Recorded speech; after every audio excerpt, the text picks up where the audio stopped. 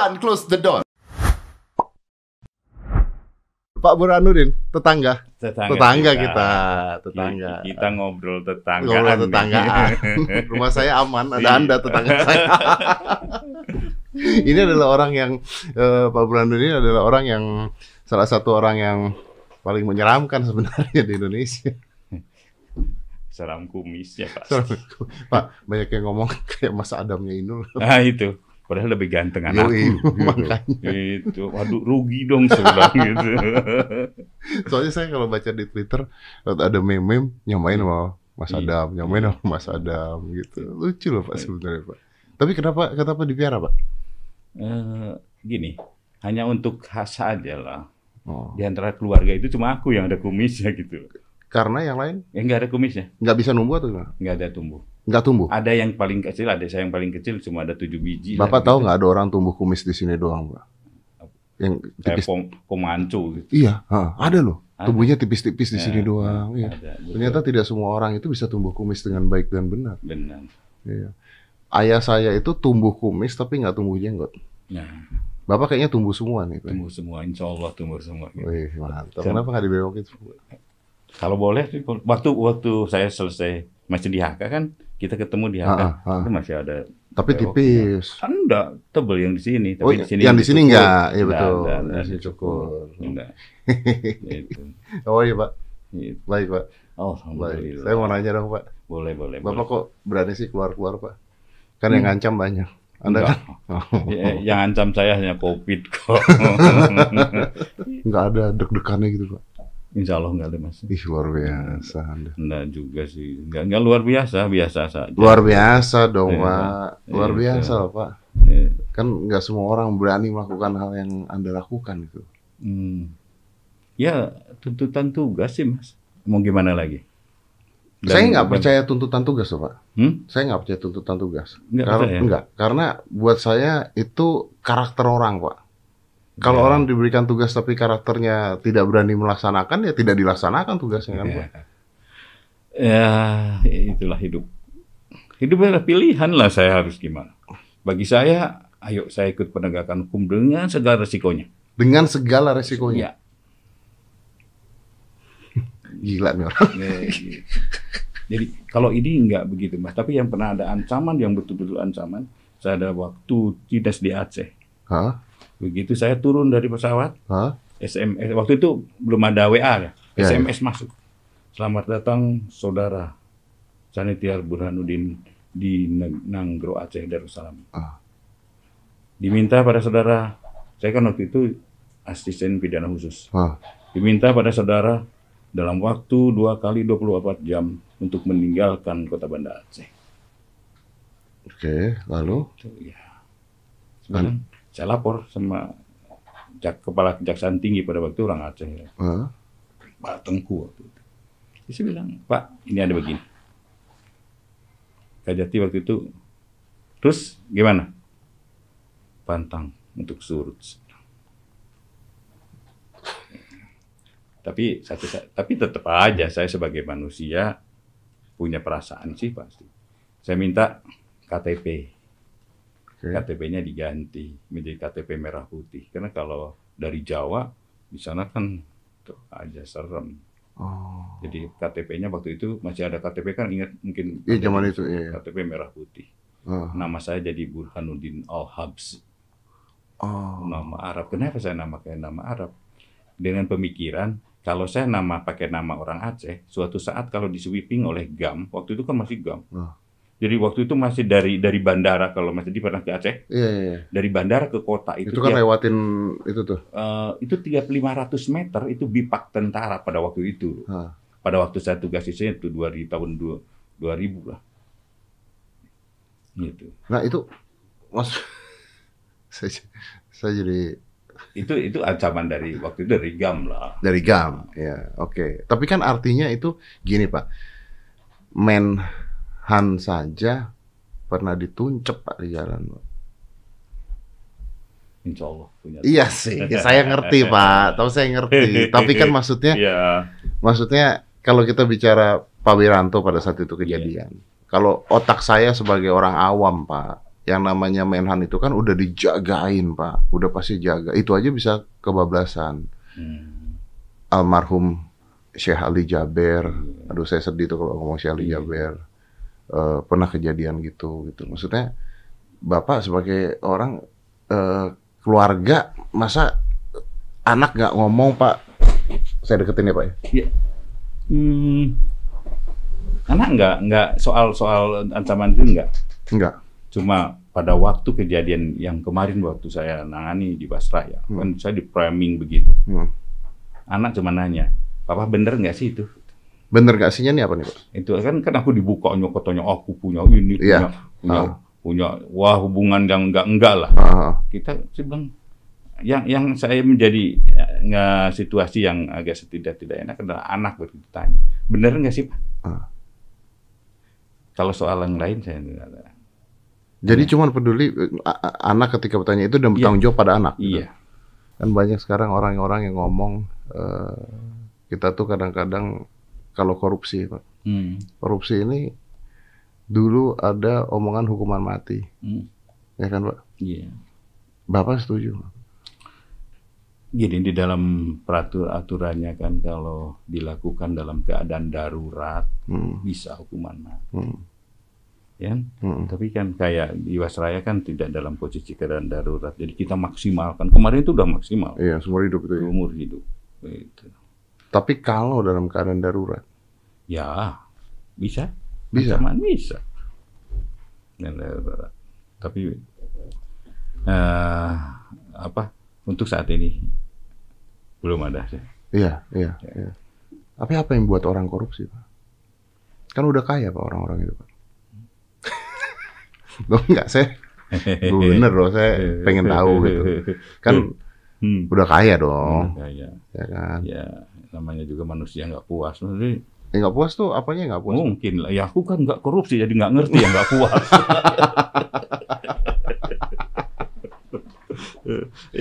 yang pasti ada yang, ini kesempatan. Ini memang, ya banyak lah. Ya nggak apa, Pak. Apa? Kan gini. Kan makan enak udah nih, ya mobil mewah pasti, rumah bagus, istri gua nggak tahu udah berapa gitu deh. Apa gitu? Apa ngambil uang? Kan, ini Mas, manusia ini nggak pernah puas-puas loh, Mas. Itu. Jadi pertanyaan apa tuh salah ya? Iya. Manusia itu kadang-kadang nggak puas-puas aja. Ya udah dikasih apa, nggak ada puas-puas. Ya mungkin keimanan yang kurang itu aja, Mas. Pengaruh dong. Kalau namanya kita beragama itu ngerti mana yang benar, mana yang salah, mana yang harus bisa dilakukan, mana yang tidak bisa dilakukan. Orang-orang yang gini, ketika korupsi, iya. Saya kemarin tuh ada ibu-ibu jualan minuman, Pak. Terus saya borong lah gitu, karena kesian gitu, Pak. Nah, ketika saya borong kesian, cuman berapa? Cuman 400.000 lah total gitu. Saya borong kesian, nangis ibu-ibunya. Karena dia bilang, aduh ini makasih banget kan di rumah, pulang ada anak, ada apa. Nah orang-orang yang korupsi sudah dengan kekayaan yang sebanyak itu pernah melihat hal itu nggak ya? Saya yakin kalau dia mungkin pernah lihat, tapi tidak pernah bagaimana merasakan yang seperti dia rasakan oleh orang itu. Kan tidak perlu merasakan namanya manusia. Anda kan mengatakan manusia itu tidak pernah ada rasa puasnya. Tapi manusia kan juga punya hati dan perasaan dong. Betul, Mas. Ya itulah. Kembali lagi, itulah manusia yang tidak punya hati. Anda tidak menjawab saya, Pak. Karena ini pertanyaan sebenarnya yang Mas Dedi udah tahu harus jawabnya. Iya loh, saya tuh suka bingung kalau misalnya ada korupsi gitu ya. Terus terakhir juga ya ada masalah lah dengan bansos atau dengan apa gitu kan. Maksudnya rakyat ini, saya tuh cuma takutnya gini, lama-lama rakyat tuh jadi antipati kan, karena satu atau dua orang tuh ngecapnya kan berarti semua nih pasti. Betul pasti antipati. Itu nggak bisa ditutup gitu, Pak. Betul. Karena contoh kan Pak, orang yang kita berpikir wah tidak mungkin, oh ternyata mungkin gitu. Ya, tidak semua gitu juga. Tidak semua gitu juga. Jadi tugas Anda adalah untuk mengatasi hal-hal tersebut. Iya. Antara lain mengatasi hal tersebut. Harus tegas dong. Betul. Memang gimana pun juga perlu ketegasan. Dan itu adalah merupakan sebagian dari memang kewajiban. Kalau kita tegas, bagi saya itu gini, saya pada waktu saya selalu disebutkan, saudaranya ini pantas jadi ini. Saya bilang kalau saya dalam penegakan hukum, siapapun, adik pun, kakak pun, kalau memang melakukan tindak pidana, ya mohon maaf aja. Oh ya? Ya. Dan itu komit keluarga loh Mas. Will you do that? Yeah. Pak? Oh ya? Ya. Keluarga udah komit pada waktu saya jadi Jaksa Agung, keluarga kumpul.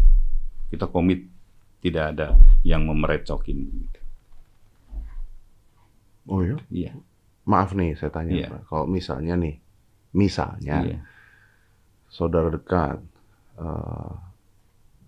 Anda gitu, atau keluarga, anak atau siapa gitu, tiba-tiba melakukan hal tersebut gitu, tangkap. Saya, Mas, betul Mas. Tapi ini Pak, ini menarik gini Pak, maksudnya kan kalau di gini, Bapak merasa nggak, Bapak nyadar nggak kalau pekerjaan Bapak ini sebenarnya ada percuma-percumanya juga Pak? Karena Anda mau ngapain saja tidak akan stop ini korupsi. Betul Mas. Tapi kan tetap ini harus berjalan, penegakan hukum tetap harus berjalan. Soal stop dan inilah yang menjadi kan. Saya harus katakan bahwa di kejaksaan kami dalam penegakan hukum itu balance antara pencegahan dan penindak. Kita kalau kita cegah, ditindak terus, ya kalau nggak dicegah akar permasalahannya apa? Tambah besar. Ya sama aja. Ya di Cina dihukum mati masih ada yang korupsi. Ya bisa itu. Ya kan? Makanya faktor pencegahan itu juga merupakan faktor yang utama yang harus dilaksanakan. Faktor pencegahan. Nah kalau saya tanya sama Bapak sebenarnya Pak, di negara kita ini separah apa Pak korupsinya? Kan kita lihat tuh indeksnya aja kita hancur-hancuran. Ya itu dilihat dari indeks aja itulah. Itu yang ketahuan, Pak? Iya, itu ketahuan. Ini jujur aja ini gunung es lah. Ini gunung es. Jadi yang ketahuan korupsi itu hanya di atas, di bawahnya lebih besar lagi. Ya, saya tidak menyatakan itu. Jadi saya dong yang salah. Tidak menyatakan itu, tetapi masih banyak korupsi itu yang selama ini mungkin bukan tidak keungkap, tapi memang tidak tersentuh begitu. Tidak tersentuh? Tersentuh. Ya, karena bukti awal kita tidak punya atau informasinya kurang. Kan ada juga yang sudah 5 tahun film baru kita ungkap karena ada bukti-buktinya ketemu. Karena pelaku korupsi kan orang-orang yang pintar. Ini Mas masalahnya. Pintar dan mungkin backup juga kuat. Bisa nggak Pak? Bisa iya, bisa enggak. Bisa iya, bisa enggak. Dan berarti mereka pintar. Iya. Ya karena pasti. bisa katanya kerah. Iya. Merah putih katanya. Padahal zaman sekarang ada yang kerahnya hitam, ada yang itu. Wah gila ya. Nenek ngambil 3 buah kakao seharga 2.000 di penjara. 1 tahun mencuri kayu. Ya ini memang banyak lah, mencuri kayu didiemin banyak. Yang ada tuh sandal jepit tuh, tuh neneknya gitu.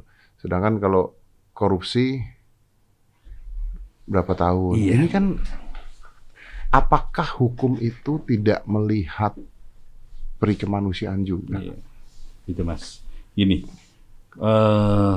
begitu saya diangkat jadi Jaksa Agung, saya punya pemikiran yang demikian.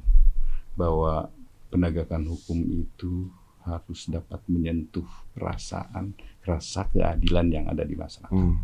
Saya membuat satu peraturan Jaksa Agung nomor 15 tahun 2020 tentang restoratif justice. Itu. Saya bentuk itu. Saya buat itu. Jadi kita ini kan kejaksaan itu mempunyai asas dominus litis. Jadi jaksalah yang bisa menentukan seseorang itu masuk ke ranah pengadilan atau tidak. Jaksa. Ya, dengan ajas itu yang kita punyai, saya membuat bahwa ada batas-batas tertentu yang kita bisa hentikan perkara itu. Misalnya yang kayak nenek-nenek itu, sekarang jadi kita perkaranya yang ringan, kerugiannya yang di bawah 2,5 juta, itu jaksa dapat menghentikan. Jaksa bisa menghentikan perkaranya, bisa menutup perkaranya. Gitu. Dan sampai sekarang baru sekitar 6 bulan kami sudah hentikan 222-an perkara. 220? Ya yang semacam begini. Gitu. Jadi dengan hati? Iya, betul. Saya memang selalu katakan pada jaksa, ya, apabila kalian melakukan penuntutan, bicaralah dengan hati nurani kalian. Saya tahu ini bukan, tapi ini ranah Bapak juga. Contoh. Yeah. Saya pakai contoh diri saya sendiri deh. Yeah. Saya misalnya selama ini tidak pernah berbuat kejahatan setahu saya, gitu. Terus selama ini saya misalnya selalu mencoba untuk membela yang benar lah misalnya. Yeah. Gitu. Tiba-tiba satu saat saya ngomong kepleset, Pak, misalnya.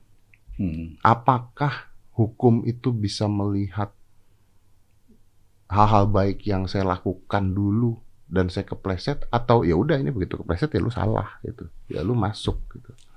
Bisa, Mas. Jadi begini, jadi hukum itu kan tidak matematis. Jaksa juga punya perasaan, polisi juga kan bisa kan melihatnya ada niat enggak di situ itu. Orang akan melihat. Jadi dalam penegakan ada niat enggak, yang diutamakan itu yang pertama adalah ada niat untuk itu. Mas Didi kan tidak ada niat untuk itu, kepleset. Itu ada niat enggak? Kan niatnya apa sih dalam perkara itu?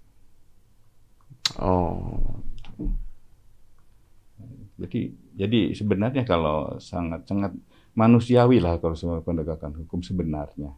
Tetapi kan tergantung dari manusianya juga. Saya tuh sempat ngobrol dengan Pak Yasona. Iya. Pak Yasona tuh kan ngomong di sini di tempat saya, dia bilang bahwa kita punya penjara itu over capacity. Iya. Wah udah, saya juga bingung gitu ketika Pak Yasona ngomong gitu, wah hebat juga nih. Dia ngomong gitu kan berarti dia tahu ya tempatnya seperti apa, ngelihat. Udah kayak ikan asin, WC-nya ada yang meledak, ada yang begini. Terus dia nemuin ada nenek-nenek yang ini, ada orang tua yang ini, ada yang itu gitu. Apakah di saat ini itu kita masih menganggap pidana dan memenjarakan orang itu jalan yang terbaik? Atau itu jalan satu-satunya, Pak? Tidak juga, Mas. Jadi sebenarnya kan masuk penjara itu supaya keluar jadi orang baik. Tapi banyak loh, Pak. Nggak tahu nih kalau saya salah, tapi banyak loh orang pengguna narkoba masuk penjara keluar jadi bandar. Ada yang begitu. Banyak. Iya, tetapi kan tujuannya dari penjara kan mulia sekali. Disekolahkan di dalam untuk menjadi orang baik. Gitu. Tetapi karena mungkin situasi di situ ya mungkin jadi kan. Tapi jangan terus diponis tidak begitu semua, Mas, tidak juga, banyak juga yang masuk penjara keluar jadi baik. Banyak juga. Pak ngomongin korup tadi, Pak, saya tuh lupa satu pertanyaan. Apa itu? Jaksa banyak yang disuap, Bapak pernah nggak ditawarin? Alhamdulillah, Mas. Takut nawarin lu. Jadi bukan gitu, Mas. Saya tuh ada kejadian pada waktu saya jaksa baru. Jaksa baru begitu sidang tadi suap nih. Untuk disogok gitu. Nggak bisa tidur loh, Mas. Nggak bisa tidur seminggu sampai putusan itu, nunggu putusan. Nggak bisa tidur. Terus saya berpikir, saya kembalikan uang itu. Dan sejak itu saya tidak akan mau bermain di ranah itu. Tuhan mungkin memberikan peringatan. What do you think and feel ketika Anda nggak bisa tidur tuh apa? Satu pemikiran begini. Kalau iya putusannya sama dengan harapan saya, harapan orang itu. Kalau tidak, ini kayak apa? Gitu. Tentunya ini kan cerita aib kan? Nerima duit jadi aib. Akan aibnya kemana-mana. Cuma Tuhan aja mungkin mengingatkan, kau bukan di situ tempatmu. Itu aja. Dan sejak itu, saya selalu katakan pada para pimpinan gitu ya, zaman dulu kan begitu. Sebenarnya saya mau menangani perkara yang betul-betul clear, tidak ada apa-apa. Bukankah kalau Anda berada di sebuah tempat di mana orang-orang banyak melakukan hal tersebut, dan Anda tidak melakukan hal tersebut, Anda dikucilkan? Itulah resiko, Mas. Tapi nyatanya saya masih bisa, alhamdulillah. Ya kok bisa? Ya, saya katakan pada pimpinan, memang saya mau ya menangani perkara yang tidak ada apa-apanya. Itu kalau zaman dulu kan nggak karu. Kalau sekarang udah bersih loh, Mas. Ya, sekarang seandainya iya pun sembunyi lah. Tapi kalau dulu kan zaman gila lah. Itu. Tapi kan gini Pak, saya berpikir gini, kalau misalnya saya masuk ke, saya tuh selalu ngomongin, kalau misalnya saya masuk ke politik nih Pak, saya masuk politik, lalu di dalam politik itu misalnya gitu ya, wah ini pada korup. Kalau saya tidak korup, wah saya dijebak nih sama orang-orang ini, karena dimusuhin nih pas ini. Itu resiko sih.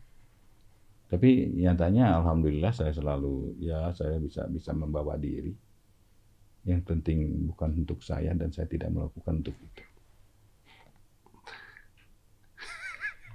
Memang sedikit tanda kutip, tapi itulah kehidupan. Dan banyak lawan. Ya apa boleh buat. Ya kan jadi tahu lah. Kalau iya, Mas, saya terakhir Jaksa Agung Muda. Rumah saya masih tahu kan. Hanya ada 2 kamar.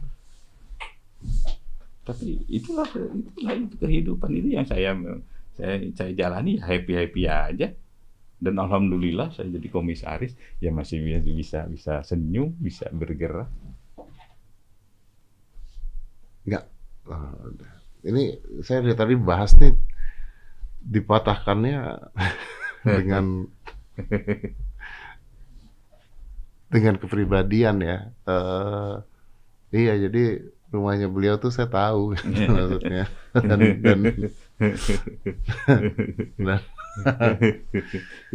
gila lu keren. Enggak juga Mas, pilihan hidup. Iya. Kayu masih banyak Pak di rumah Pak? Masih. Patung masih. Ya memang hobinya sih. Orang bisa hobi patung kayu itu gimana sih Pak? Nah, saya kan dulu di Jambi Mas. Jambi kan tempat kayu. Gitu. Ya tapi maksudnya kan kalau hobi motor, Bapak hobi motor saya tahu.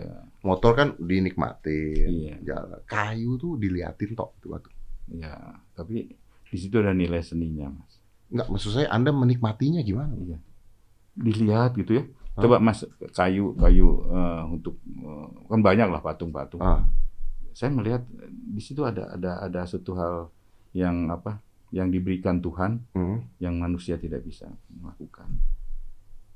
Apanya? Patung kebanyakan kayak gini. Patung yang saya punya adalah kayu gelondongan, diukir jadi ukirnya aja sangat sederhana, tidak neko-neko, kemudian posturnya juga ya saya sesuai dengan kayunya, gitu. Dan itu bisa dinikmati. What it give you? Maksudnya ketika Anda ngelihat itu duduk apa? Bahagia, tenang, menyukuri, itulah nikmat Tuhan. Oh, berarti kayak ini ya, kayak cewek-cewek yang koleksi tas mahal. Kan cewek-cewek itu Pak kalau koleksi tas mahal kan ditaruh di lemari doang dilihatin. Itu dia happy. Sama lah mobil Mas juga. Mobil banyak itu, nggak mungkin dinaikin dua-duanya apa tiga-tiga atau empat-empatnya sekaligus. Tapi kan dilihat, wih banyak bagus, gede ya, itu hitam pula gitu kan, itu sama lah kira-kira. Itu mungkin juga sifat manusia yang akhirnya ingin memiliki ya Pak ya, bisa ya? Iya bisa aja. Iya loh, bener loh. Memiliki karena Kalau mampu untuk memiliki. Kalau mampu untuk memiliki. Karena visual itu mengganggu. Iya, betul. Iya, visual itu mengganggu. Apalagi sekarang zaman Instagram. Zaman Instagram itu Pak, perselingkuhan itu, wih. Zaman-zaman aplikasi. Gimana coba? Lihat, lebih bagus. Wih, bagus lagi. Gimana? Wah, jadi pantesan ini baru terjawab sudah. Nah, ini baru terjawab sudah. Pantesan nggak nikah lagi. Inilah penyebabnya. Dibuka, tambah lagi. Wah, nggak jadi lagi. Inilah baru. Saudaraku ini baru aku tahu ini. Ternyata dijawabnya dengan jujur. Loh, kan bener. Kalau saya mah jujur Pak, ini mah saya jujur ya. Saya mah Instagram saya ada tuh foto-foto cewek-cewek cantik itu saya ada yang berapa saya follow-followin ada Pak, yang saya like-likein juga ada Pak. Saya mah nggak munafik. Saya kan bukan pejabat. Dalam rangka mengakhirinya ini, jadi, yang ini pilih. Ini ada bagus lagi. Ini bagus lagi. Pak, kata-kata Bapak ini manusiawi. Oke. Tapi Bapak bisa membuat keributan saya. Gara-gara Anda ngomong ini saya berantem. Tapi tujuanku supaya cepat selesai, cepat beres lagi. Itu. Nawa itunya yang terpenting. Nanti kalau udah nikah ngeliatin lagi gimana, Pak? Astagfirullahaladzim. Iya, benar-benar. Delete gitu Pak ya. Iya, benar. Wah, Anda bikin masalah buat hidup saya. Bapak tuh boleh mainan Instagram nggak sih Pak? Boleh nggak mainan Instagram? Saya nggak mainan. Enggak. Kenapa? Ayo kenapa ayo? Takut lihat cewek-cewek juga. Takut salah pencet. Salah pencet itu nggak bisa dirubah. Itu. Takut salah pencet. Jadi, tapi memang bahaya loh Pak itu Pak. Karena sosial media itu memberikan kita yang sosial media itu didesain untuk kita tuh adiktif gitu loh Pak. Iya. Wah gila. Dan tahu nggak Pak yang saya sayangkan apa? Sosial media itu lebih banyak berita-berita negatif. Karena menurut survei dari mereka, berita negatif itu lebih banyak yang likes, lebih banyak yang lihat. Iya, yang suka. Yang suka. Rumah kebakaran itu orang ngantri ngeliatin, Pak. Betul. Iya. Sekarang banyak orang suka melihat orang sengsara. Iya, betul. Gitu. Betul. Aneh loh memang manusia. Jadi manusia ini mungkin ciptaan Tuhan yang diberikan kebebasan untuk berpikir inteligensi, tapi terus mereka kebablasan gitu Pak. Itulah Tuhan menciptakan manusia itu sebagai makhluk yang mulia. Tapi kemuliaannya itu iya. Dipakai buat apa? Buat itu. Iya. Maka itulah kembali lagi mana surga mana neraka. Kalau ingat itu insya Allah lah. Saya juga tidak alim-alim banget gitu loh. Oh iya, kelihatan Pak. Dari kumis nih.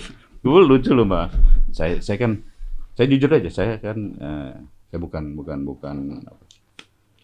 saya untuk sholat saya insya Allah tidak pernah ninggalin. Tetapi pernah teman-teman saya SMA, saya waktu itu masih inspektur di Kejaksaan Agung. Teman-teman saya itu dia salah satu direktur di PLN.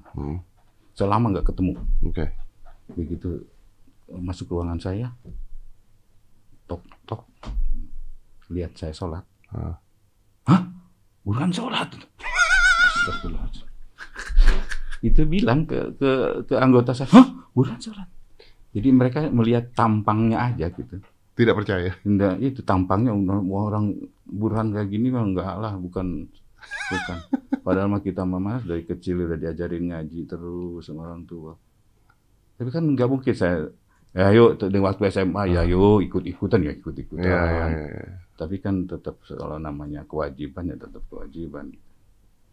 Tapi ini Pak yang saya mau tanya Pak, tampang Anda itu asik. Serius nih. Bapak-bapak asik. Waduh. Bapak-bapak asik.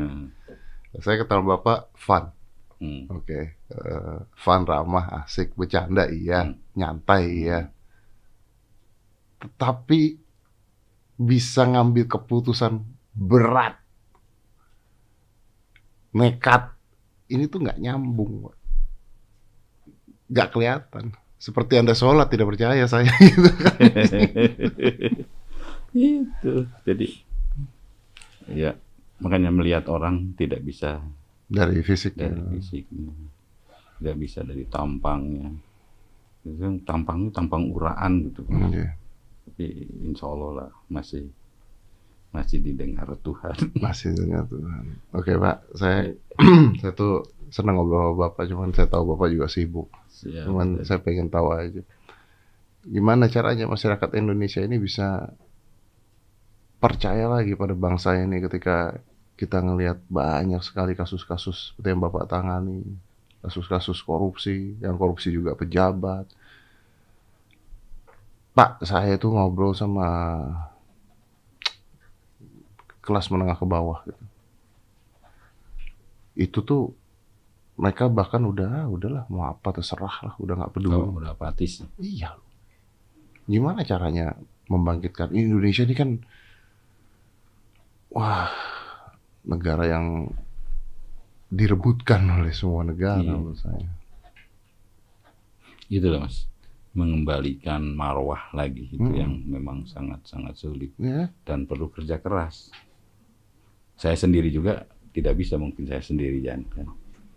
Tapi juga aparat-aparat yang lain juga ya kita sama maju bareng aja, bareng-bareng bagaimana memperbaiki kondisi ini. Tapi masyarakat bisa ngapain? Ya masyarakat hanya bisa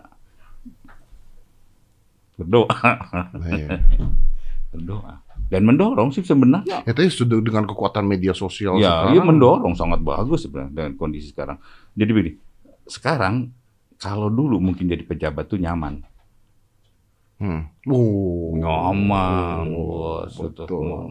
Sekarang diprototin. Apapun itu hal yang bagus bagi saya itu.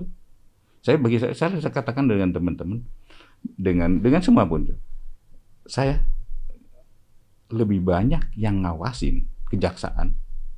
Saya lebih senang. Kenapa? Saya tidak terlalu berat untuk itu. Karena kan saya tidak bisa saya harus melihat sampai ke ujung-ujung Indonesia. Kalau ada teman-teman yang dengan sukarela nih begini, tapi dengan kutangkut juga, tidak ingin menjatuhkan seseorang atau niat seseorang. Tapi kalau dengan niatan yang bagus, saya lebih suka. Gitu. Karena terbukanya cepat ya. Iya, betul. Ya kayak berita misalnya ada berita baru kayak tadi nenek-nenek apa segala langsung bisa nyampe, langsung bisa kelihatan. Dan saya kan bisa langsung itu di print, kita disposisi. Kalau dulu tidak terlihat hal tersebut. Ini bagusnya. Berarti ada bagusnya sosial media. Iya, betul. Ini kontrol bagi bagi aparat penegak hukum. Ya aparat semua lah. Aparat semua. Itulah gunanya sosial media. Selain cewek-cewek tadi itu Pak. Tadi juga itu kan ada positif dan negatifnya sih. Ada yin, ada yang-nya. Tapi kan nggak salah Pak. Ya enggak. Tidak semua tidak salah. Tidak salah. Tidak Pak. salah. Yang salah yang masang gambar itu. Iya, mengganggu. Muncul kok. Kepencet itu. Astagfirullah. Alhamdulillah. Kalau ada Gus lah, aku dikerjain.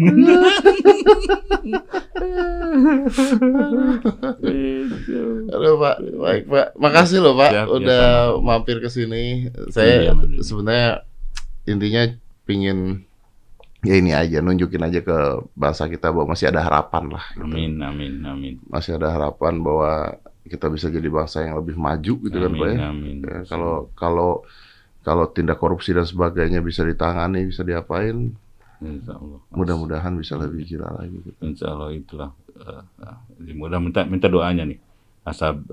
Kasus Asabri ini korupsi terbesar di Indonesia. Sampai berapa Pak?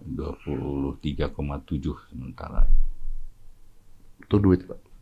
Duit lah, bukan enggak campur dengan daun. Kalau campur dengan daun 23 triliun. Gila. Itulah. Kita astagfirullahaladzim. 23 triliun. Pernah lihat uang segitu banyak? Belum lah, Mas.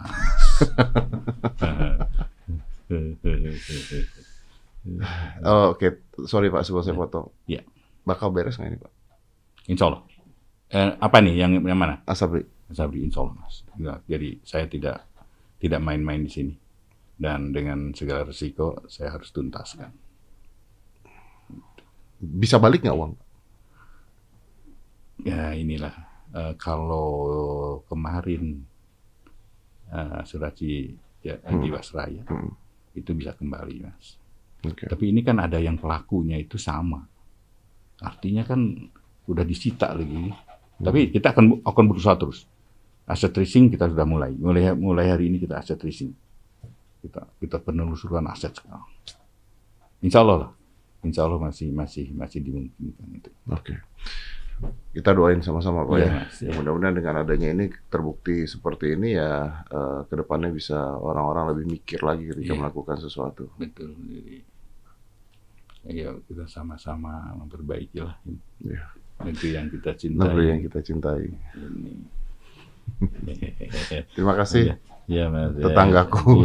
Itulah, makasih, Mas. Mari Pak, thank you Pak ya. Let's close this. 5, 4, 3, 2, 1, close the door.